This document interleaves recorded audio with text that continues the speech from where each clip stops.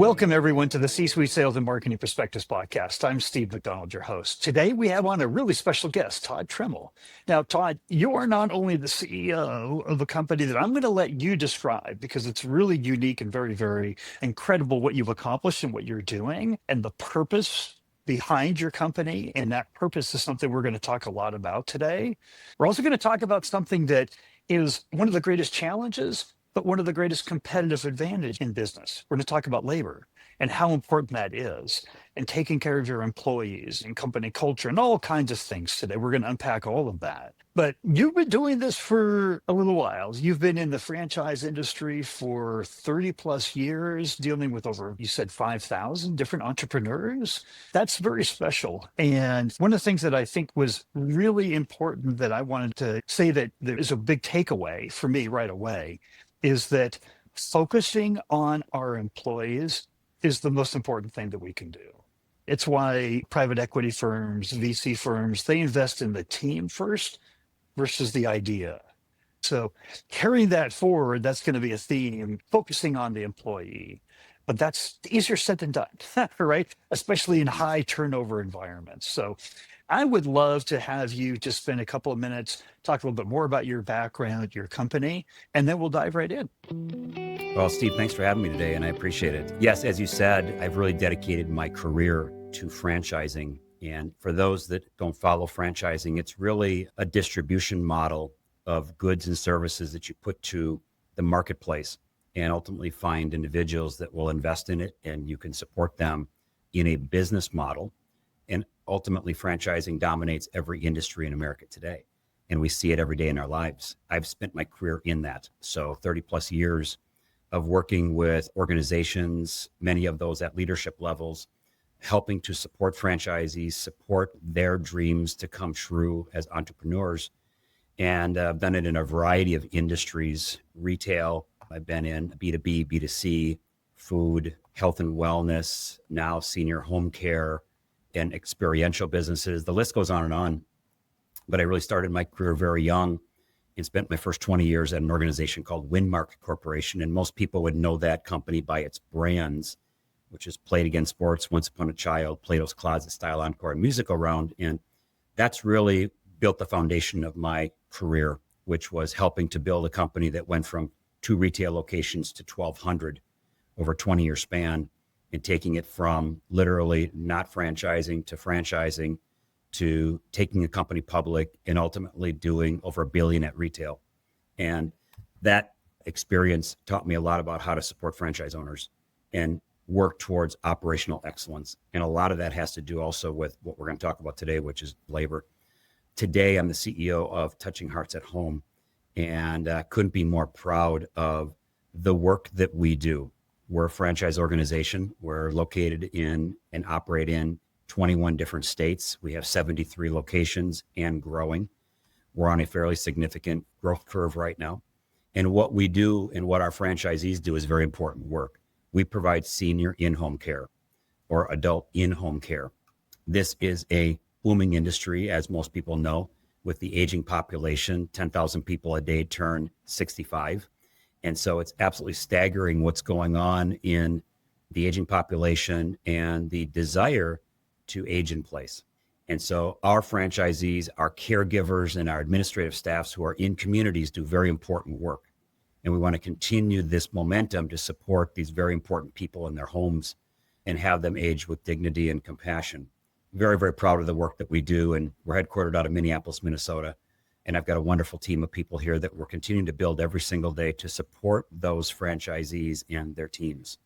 One of the things that I want to say up front here, because a lot of folks that tune into this podcast, in fact, the vast majority are in a B2B, ABM focused go-to-market strategy. So we're convincing other businesses to buy our products and services, high-end ticket purchases.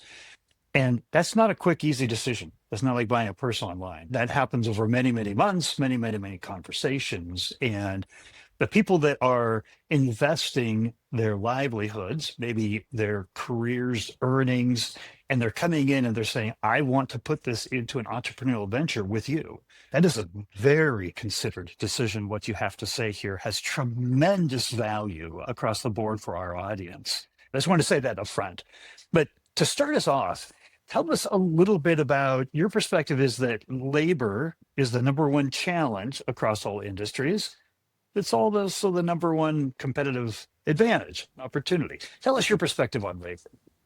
In our particular industry, it probably goes without saying that labor is a major challenge, but this runs across all industries and virtually every industry that I've been involved in. We can go from hospitality to retail to senior home care, and it's all a challenge. And so we understand the shortfalls in the industry. So there's a lot of things that we have to do to prioritize to make sure that we have enough people working in our businesses to support our clients. At the end of the day, that's the most important thing, and support them with the highest level of service that the client deserves. So is it a competitive advantage? I think those companies that are prepared to recruit and retain the right way, and they put the effort into it, at the end of the day, they're the winners of the business. They're the ones that are going to get the market share. And for us, it really starts with positive brand reputation, knowing that if somebody's going to apply to us, we work very hard on the standards and the practices of this business. Make it easy for them to apply. Make it easy for those individuals to onboard with us. Don't put barriers in place. Be very fast, lightning fast in your response to people that want to come to work for us. And then probably the most important thing that we can provide them is purposeful work, very purpose-driven work, because I'm competing every day with Amazon, with Target, Walmart, restaurants, hospitality. We're competing for all of them, and we would love to have them come to work for us. So we prioritize things like purpose. We prioritize things like culture, and we can go into more details about how we do all those things. But if we do those things right, and if companies do that right, they absolutely clearly have a competitive advantage in the marketplace. We all compete for labor into different degrees of level of professionalism and the kind of quality of individual we're trying to bring in. But we all compete for labor. And retention is one of the most important metrics that we can track in our business. The amount of money that it takes to recruit and train and put in place somebody that is a high performer. High performers, they're the ones that drive our business. So replacing high performers is very hard to do. Tell us a little bit about your retention strategy. How do you, as a CEO, with a key metric of retention, how do you think about that? How do you foster it? How do you create that challenge and turn it into a competitive advantage? There's several tiers in our business, or what I would call almost two different businesses that are going on here. One is we're a classic franchise company that, as you just described, is a little more focused towards what we would call B2B, which means we are looking for ideal candidates to come in and be business owners. And so they come in and be business owners. We have another business, which is obviously our businesses in our communities that our franchisees operate, and that is more B2C. The retention goes across all spectrums here. It could be anywhere from what we do at our corporate office here to make sure that we have the employees necessary to support franchise owners and have high performers. I'm a big believer in A players. I'm a big believer in going out and doing that. Quite frankly, I personally recruit the people that I want to bring into my company. I go to them one-on-one and make sure they hear from the CEO of the company that they can be a good fit for us and there's a future here for them. So that's important from my standpoint. And we continue to onboard really high quality people. Once they're here, it is ultimately about a lot of the same things that happen even at the consumer level or at the client level, which is you have to have the right kind of culture and the right kind of fit. You have to be very transparent in how you deal with your employees. You have to acknowledge them in what they do, and you have to give them, ultimately, if they choose, a career path. And if you do those things and you manage properly and you lead properly, the rest of the good things will follow. But I can tell you the biggest challenge that we deal with in our entire industry, most industries, is retention, really almost at sort of the very ground level, on the front lines of the business. That's a big thing. I don't care if you're B2B or B2C. For us, it all starts the minute they put in an application. It starts there. Now, hopefully they have seen us and we've recruited properly and they come in, but it's warm welcomes. It's onboarding quickly. Once they're here, making sure the training is really solid, training them properly, and then ongoing training, because this is something that they want. And we're talking about caregivers here. Regular check-ins, making sure that you're checking in with your team, your staff, make sure that feedback loop is going constantly, not ignoring them. It's very purposeful, celebrating wins. It's what we do every single week in our corporate business, and our franchisees do the same thing, is celebrating wins constantly. Flexible schedules. Again, as a retention point, some companies only want people to work in their business, in their headquarters. And what I have found is a tremendous recruitment tool and retention tool is being open to remote work. And half of my team is remote right now. And would I love for them to be here? Great. But you know what? The best talent in the world doesn't live here. And they don't want to live here in Minneapolis.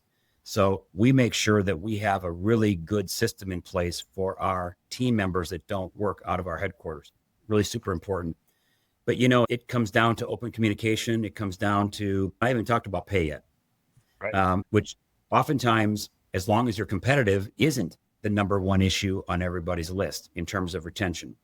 But there are those obvious things that are important, like pay and benefits and bonuses and all these things that come into play. But the big things that I just mentioned, Steve, team bonding, team building, culture, purpose-driven work, a path, training, all these things are critical to retention. It's interesting because I do a podcast that's in the HR and talent acquisition industry. And we had a gentleman on that chief people officer, and for his thesis and his PhD, he did a study and he proved what we all know is right and true, that if we focus on employee engagement, that translates into better retention, better experiences for our customers, that then translate into more revenue for the company. He actually proved that. And we all know we innately know that it's true, but nobody ever that I heard of has actually like proven that before. And so I love what you're talking about here. There's also what's interesting is a whole other side that we talked about in terms of retention. And AI is like the number one topic that everybody wants to talk about, right?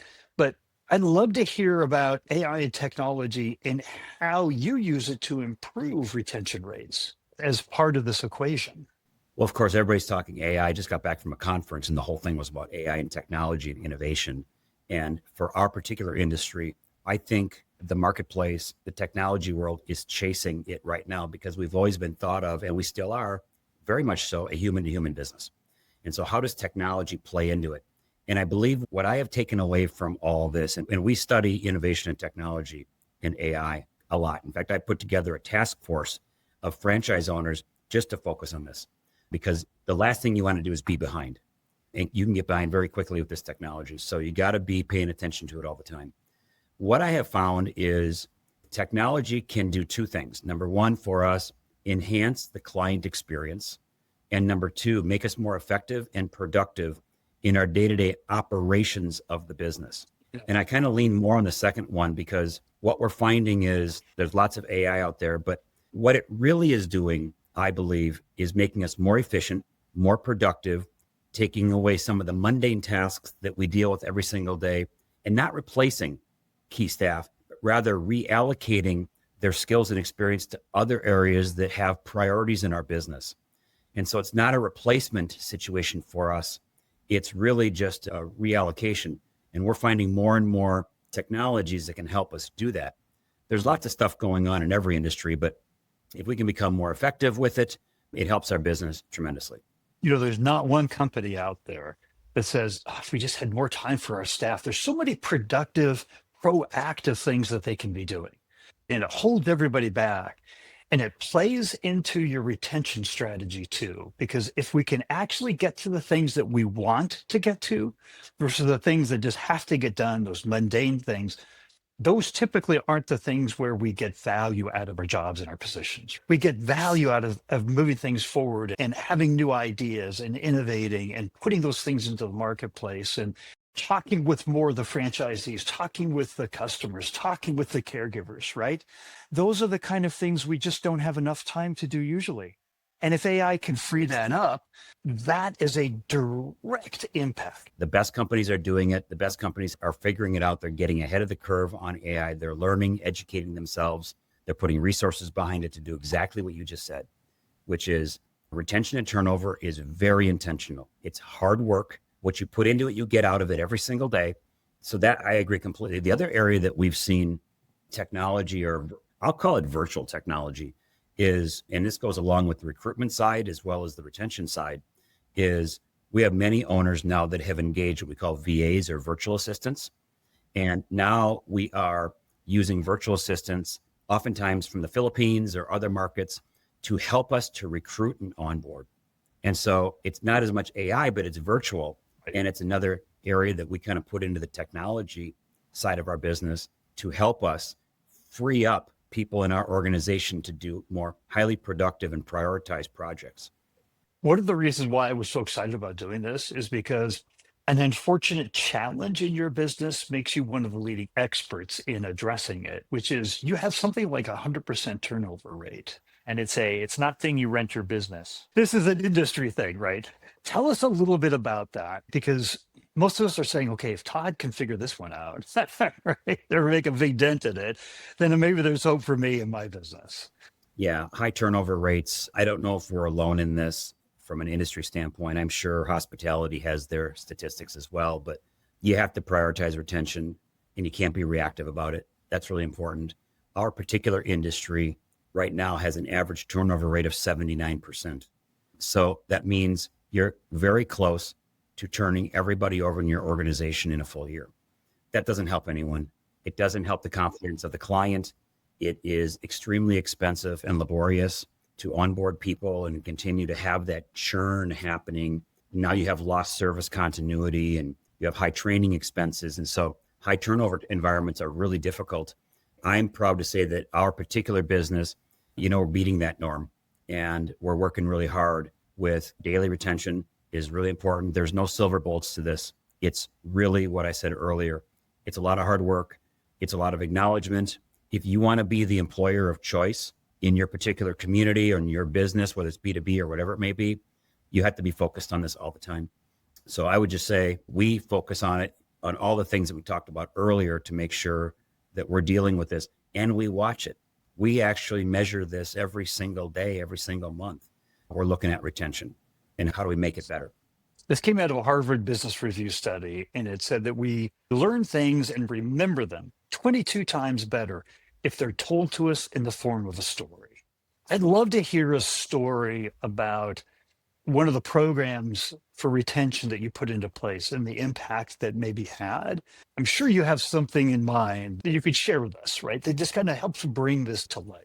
Yeah, I love stories. And I think a lot of people can learn from this, and there's a lot of organizations or tools that you can use. And we're not sitting up here, we're not geniuses trying to figure out every next move.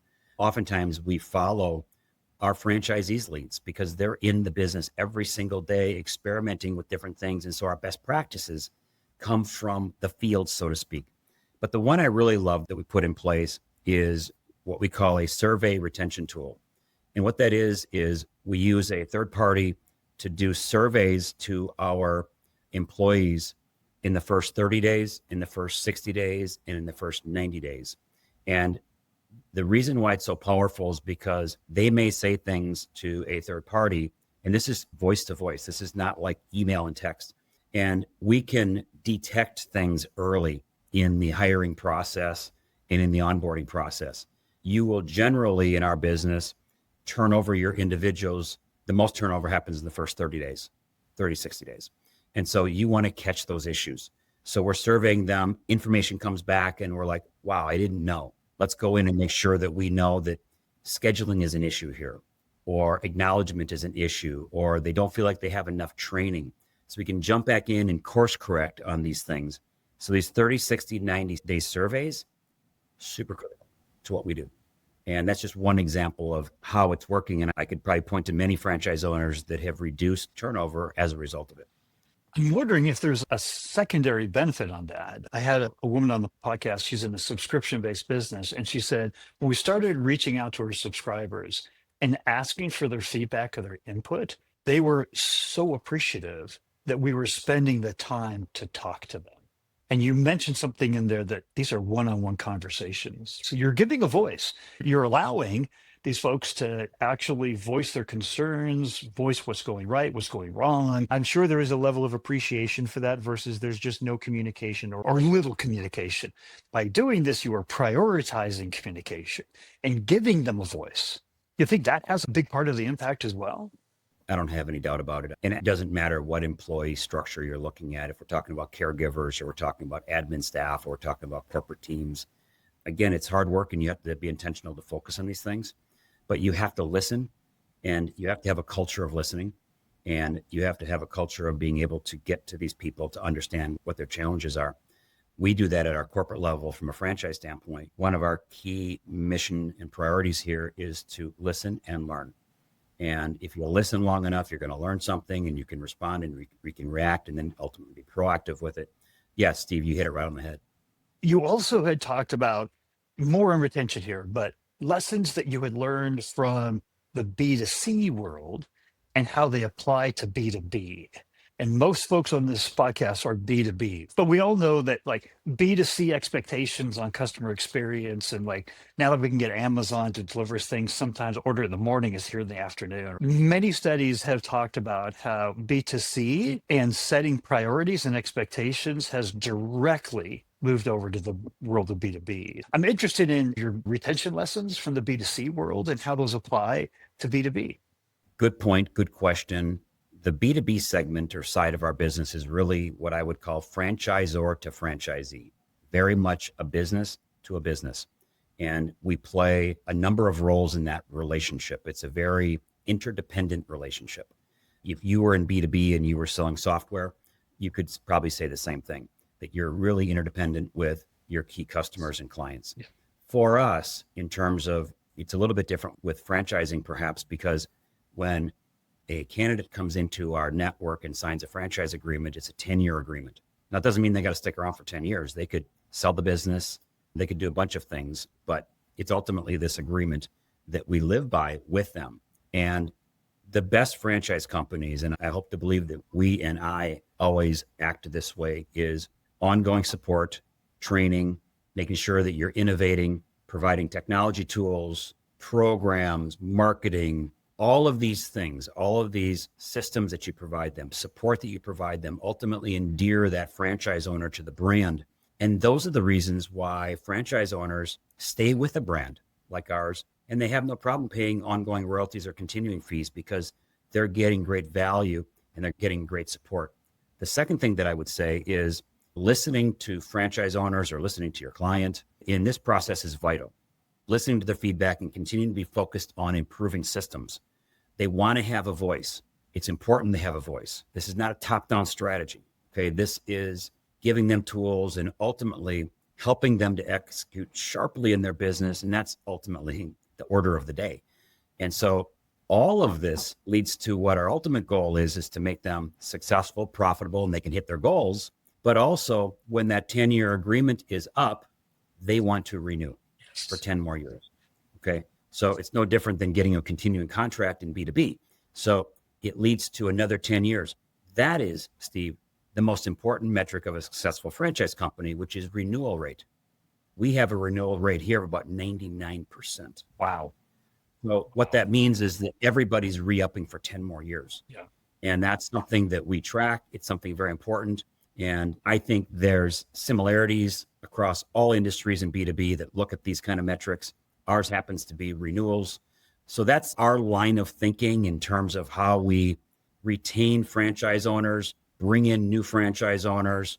That's what we focus on. There's going to be people that are literally drooling right now because one of the key metrics of the business should be NRR, net retention rate. And they would love to have a 98 or whatever, 99% retention rate. I guarantee you that's phenomenal in any business that you could do that. I wanted to ask you something here because we've talked about a lot, but our human brains can only remember about 2 or 3 things at a time. So what I wanted to ask is just if there was one thing that you wanted the audience to take away from our conversation today, what would that be? There's more than one thing. Honestly, what this comes down to when it's all said and done, Steve, is people. It's really about people. You can't run companies without them. We don't have clients without caregivers. We don't have caregivers without clients. And so we're all in this thing together. And so for us, we're in an industry that's about heart, right? We're touching hearts at home, and I'm proud of the brand that we've built, but you really got to focus on people, and you've got to continue to have purpose in your business. Don't talk about culture as just a throwaway thing that everybody's got, because ultimately it really does matter, and it does make the difference in the retention game. And retention is kind of like the new growth ultimately, right? Because whether it's labor, leadership, organizations that win going forward tomorrow are the ones that invest in people today. And that's what we look at: culture, support, trust. These are the competitive advantages that you got to focus on. And so that would be my message today. It's so important. I had another CEO on, and he said, our culture, Steve, is one of our greatest client or talent acquisition strategies. Because people want to, today, they'll ask about company culture. They'll ask other employees. They want to work at a place that they like to work. They've all worked at places where they haven't liked to work, and they know what it's like. So it's actually a part of the acquisition strategy, your culture, not just retention, but it's actually a part of the acquisition strategy. And we think about it that way, and we think about the cost savings, and we think about all the benefits that you talked about here today. It just raises up the priority of how much we need to focus on it. And that's my big takeaway from today, is that if there's one thing that I'm going to do in my business, I'm going to focus on the employee. I'm going to focus on the engagement. And if I can do that and do that really, really well, I'm going to attract the right people. I'm going to keep the right people. I'm going to keep my clients happy. I'm going to keep my business growing. So that's my takeaway. And I did it in 30 seconds or maybe 20. But I just wanted to say the mission here for the podcast is to bring perspectives from C-suite individuals from all over the world. We talk to people all over Europe and the United States, India, Asia. And if we can all share something that we can take away, right, from our years of experience and perspectives and insights, then it's like the rising tide that lifts all boats. And I just wanted to say that I think you were a really important part of that tide today. And I just wanted to say thank you for coming on. Well, thank you for allowing us and myself to share the message. And it's wonderful to have formats like this. So thank you, Steve, for everything you've done for me today.